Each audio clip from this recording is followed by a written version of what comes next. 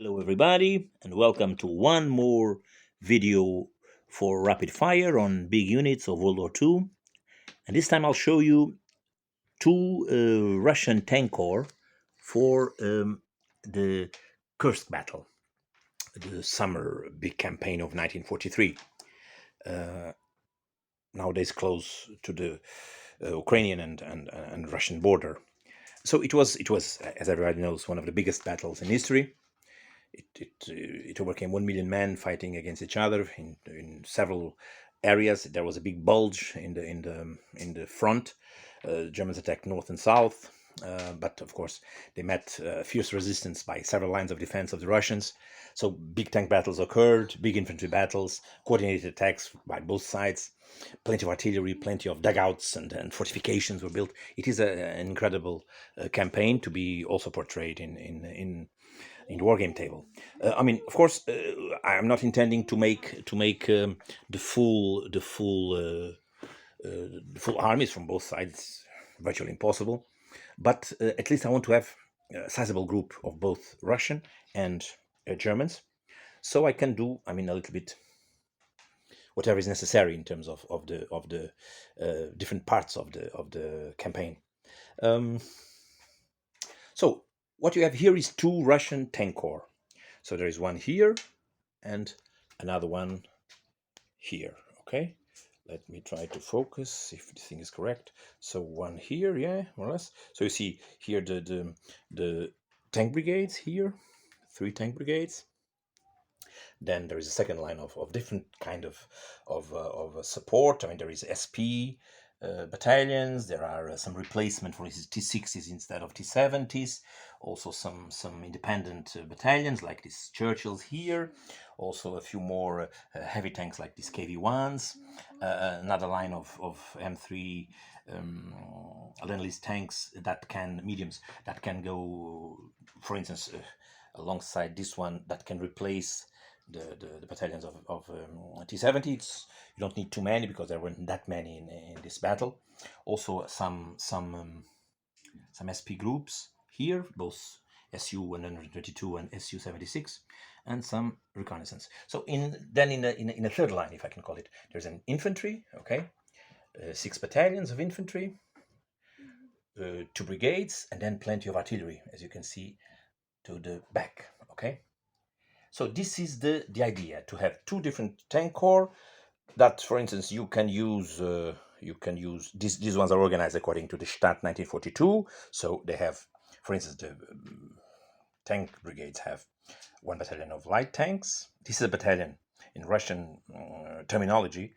The Russian tank battalions are very small, generally 21 tanks, so they are represented only by 4 vehicles. Okay, another battalion and another battalion over there. These ones, of course, 2 last ones are T-34s. Look, if you want, you can take, for instance, these 4 T-34 tank battalions and replace all these battalions of light tanks, and you can have the 1943 Stadt. Okay, which is a different organization for the year of 1943. There were no more light tanks. There were no more light tanks in the Russian tank brigades because they were gone. I mean, T70s were of course, and T60s were a measure while the T-34 was not built in enough numbers, of course, and they suffered a lot. Can you imagine these small things facing, of course, as for instance, very famously in Prokhorovka, facing much better equipment from the German side. So it was they were a little bit sacrificed, these little ones here. So you have here the possibility of making the Stadt 42, the Stadt 43, as I told you. You can also have the beginning of a infantry division. So there is plenty of stuff here for the infantry, and the same for the artillery. And you can have, if you want, also a good beginning. I mean, 2/3 more or less of infantry division. So there's plenty of the table. It's true, but it's a force that is relatively adaptable to other units. So you will find here in this lovely book, second supplement, You will find here plenty of Russian organizations. These Soviet organization charts, you see, from here, from page 53 up to the end of the book, you have all Soviet Russian organizations. You have here, for instance, the Soviet Rifle Battalion that I'm using over there. Okay, you have, for instance, the typical 1943, mid 1943 tank brigade, for instance. You can see here. You see, there's that battalion I was telling you with light tanks, as you've seen in these 6 brigades. Then all others are T-34. So this is also the even if it is mid 1943, Master Richard placed most here references for the Stadt 1942, because the Stadt 1943 would be, as I told you, full T-34. But like this, of course, becomes much more, even aesthetically, the T-70 is a very, and the T-60, and even the M3 mediums are, of course, very visually pleasant vehicles. So organization is a little bit told, but for instance, I always do this. I always make for each campaign, and virtually for each video that I've been showing you, which represents, I mean, somehow a big unit. I always do plenty of research. I mean, in terms of the internet, I print lots of stuff. And you see, I don't know the name of this article, but it's very good. It shows clearly here differences between the Stadt 1942 and here the Stadt 1943. You see, only with T-54s. It's an article, a very good one, which also goes into the Germans also. But for instance, but much better than this one is one I found that I will try to show you, which is this one here. I'll show you the reference for you to dig out if you want on the internet. You see, dspace.dial.pipex. I mean, I don't know if it's still available. It was, I printed this thing. This some 50 pages, I think. Up to here, yeah. This is some 50 pages of very good information. You have, for instance, look how this is organized. For instance, Bryansk front. They mentioned the units of the Bryansk force, and in blue, as you can see, I already passed the tank formations. That is a kind of different article they also made, for instance, which is only for tank strands. You see, so you can see here, unit by unit, all tanks that, and even the name of the vehicles that each of the Russian units had. And so it's only a question of passing to the previous one. You see, so now Central Front, then the tank strengths of the Central Front, then Steppe Front. Of course, not all of them are for Kursk. They are for the, in fact, for the time of Kursk, for the it's virtually the complete Russian army of those days, even if some of these units here didn't participate directly on the battle. So Voronezh front, and then tank strengths of Voronezh, and so on. So this is my idea. You see, I like to have these things because it helps a lot making units. In the end, a Russian tank corps is like this. You can see it here. So this is a kind of a resume of the thing. So I mean, I have 2 pages like this one, as you can see on the table. So here you see the tank battalions. You see, total 9 tank battalions per tank corps, 3 brigades. The accompanying infantry. You see it also, the organization. It's taken from Rapid Fire Supplement, the previous one I showed you from here. You can see here the infantry armed exclusively with PPSH, the famous weapon of the Desantniki infantry, right? The ones that couldn't ride on the tanks. So I made them like this. Look, you see, I made smaller bases than usual, and they can be placed on the back of the of the tank, and the tank can ride them up to the German trench if necessary. You understand?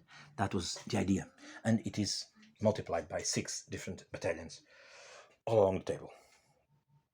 So let's continue a little bit with this information. So you can see here then, for instance, each corps had an anti-tank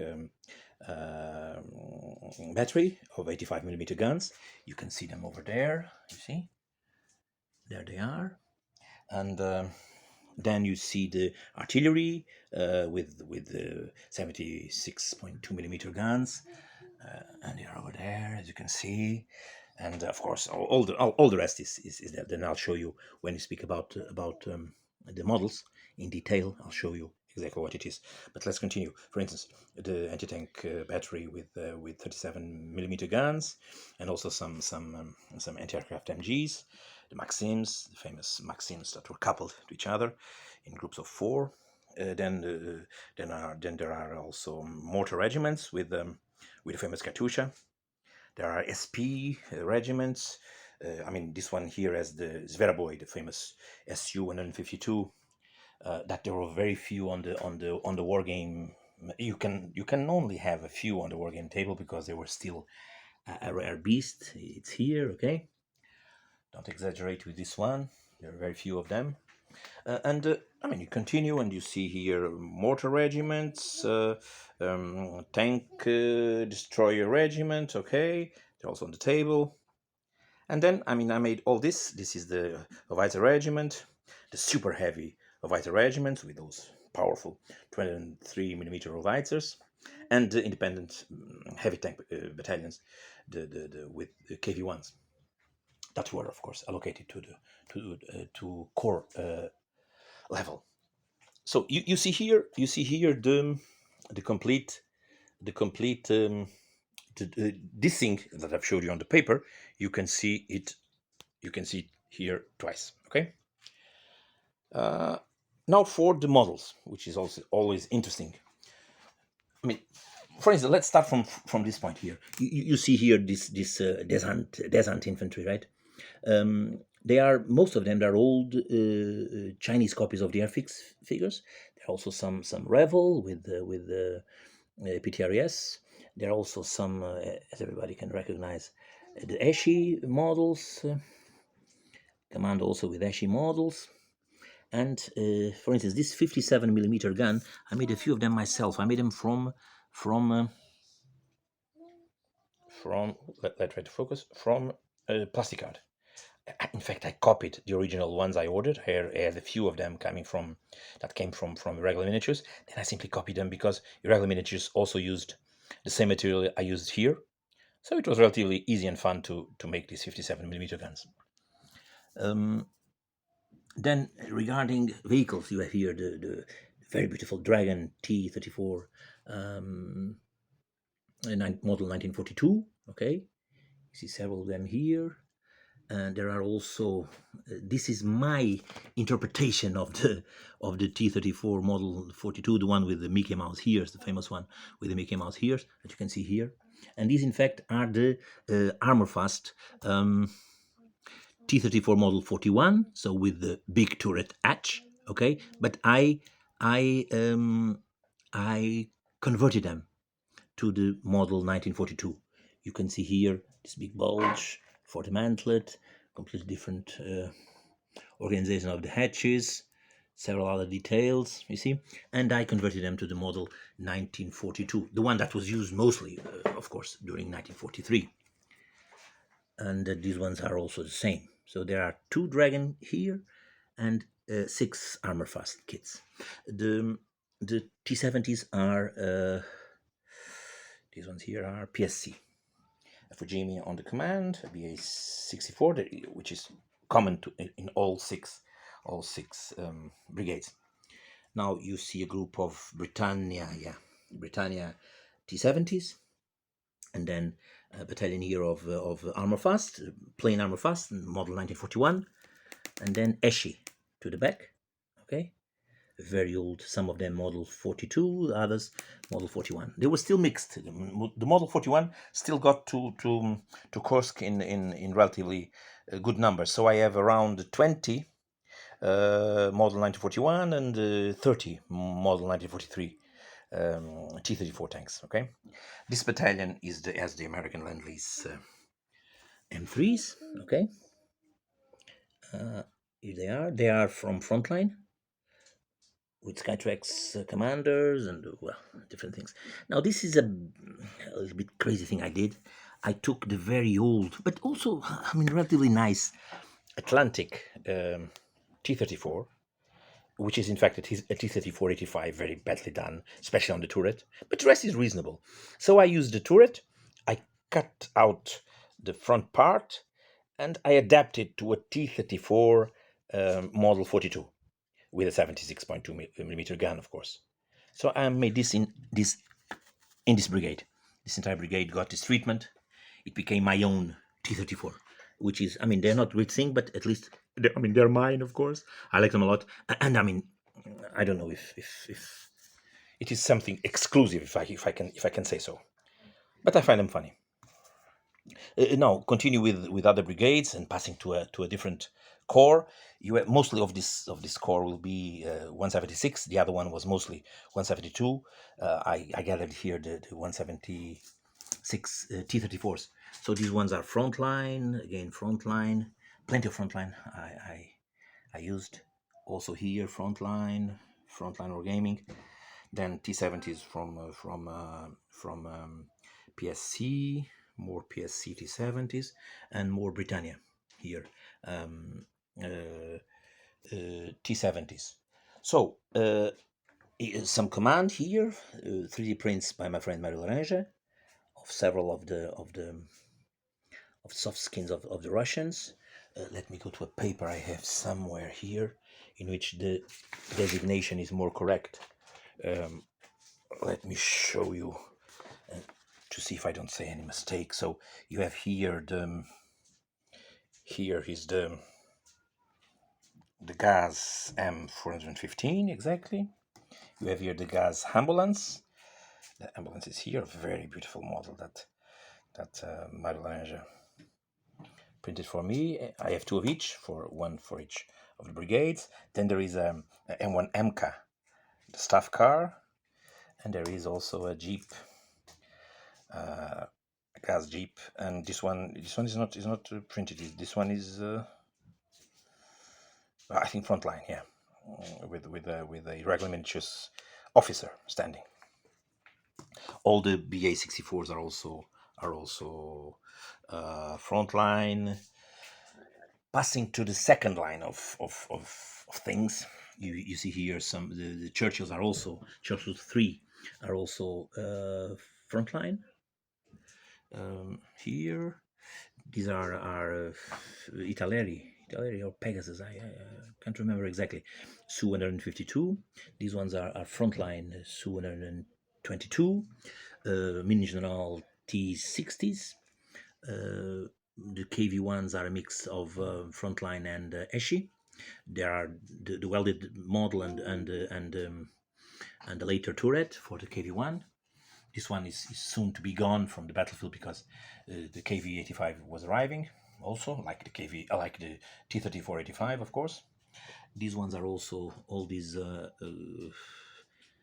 M3 mediums are all frontline, exactly like these ones as I showed you before. Then you have here some die-cast here. You have Su-122 die-cast from Altaya, Su-76 from Altaya also, but the ones to the back are Britannia. And I just had to place those metal supports on the back to help soldiers to come into the crew area.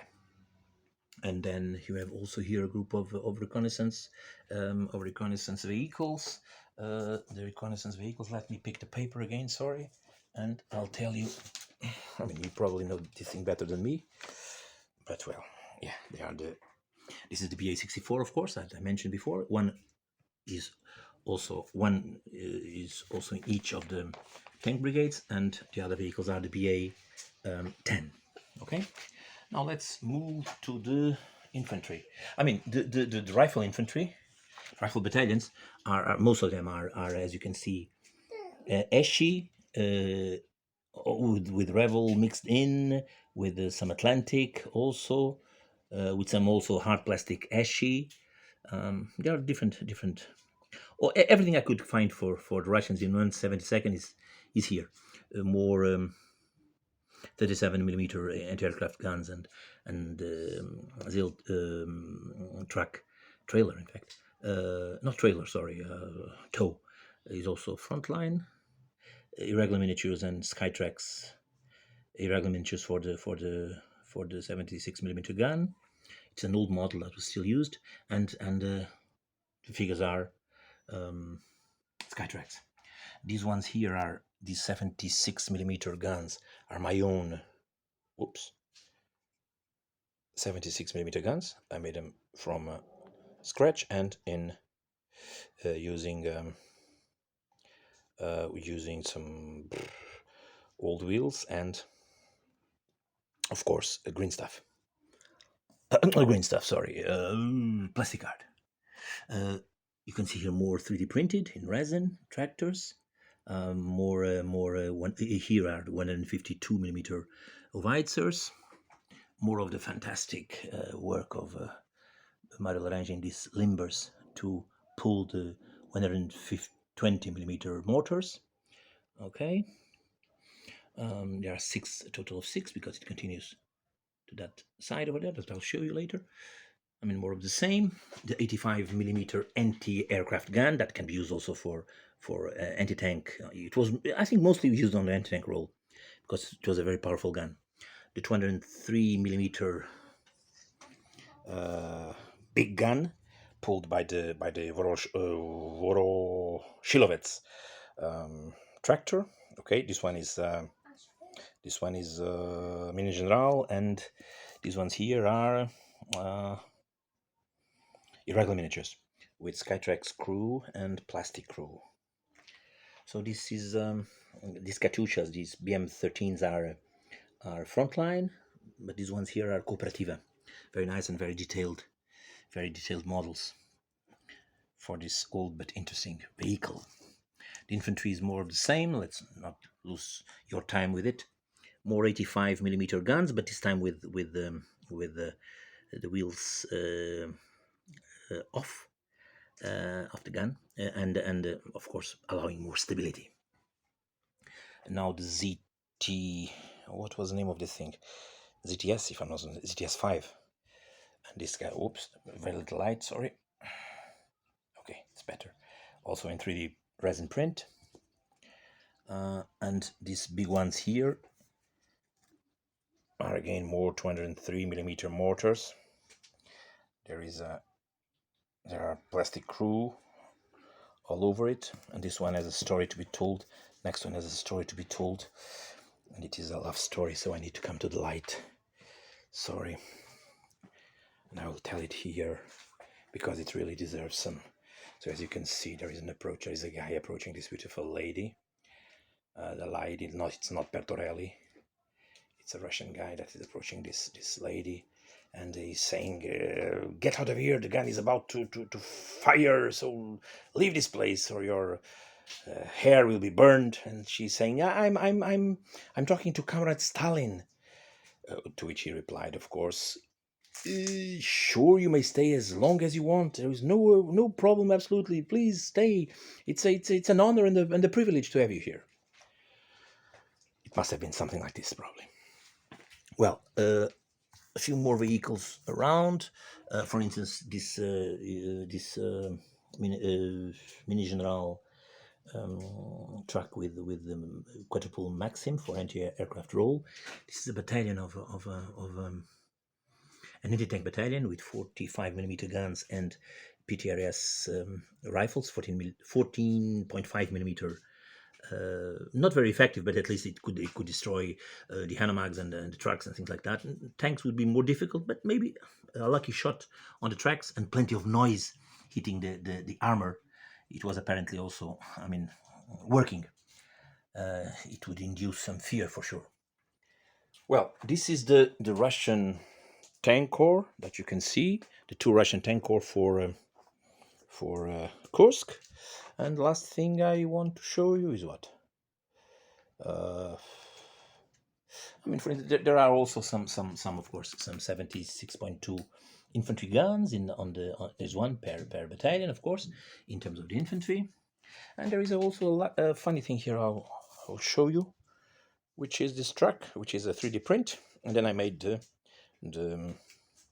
made a blue board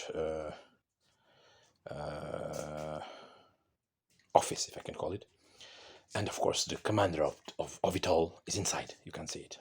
Neither can I.